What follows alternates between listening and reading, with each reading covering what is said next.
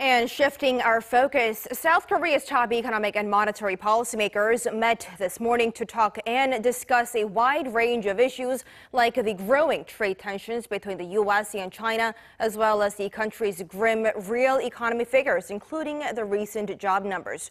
We have our correspondent Kim Hye-sung watching that meeting closely. Hye-sung, we know it was a closed-door meeting, but have we learned any details yet?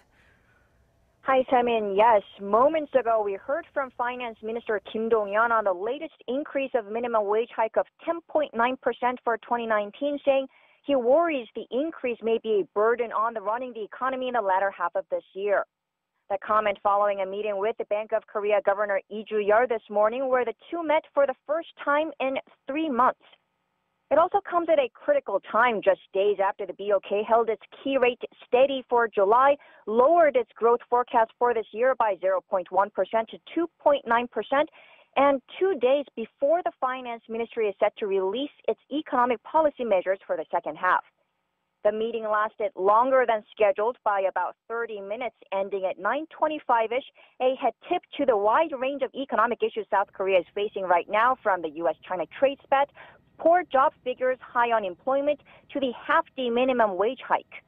At the press briefing, the Finance Minister and BOK chief said they shared concerns on the growing downside risk to the economy in the second half, particularly the escalating trade tensions between Washington and Beijing.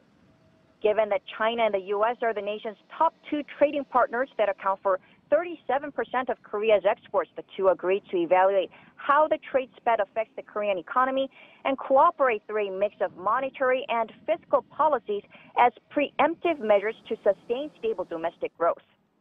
Domestically, they pointed to weak job creation as a risk. Between January and June, a monthly average of 142,000 new jobs were added, the slowest growth since the 2008 global financial crisis. Other senior officials from the Finance Ministry and the BOK attended the meeting, and both sides agreed to share information and work closely in seeing how the minimum wage hike could affect the job market. That's all I have for now. Back to you, Semin.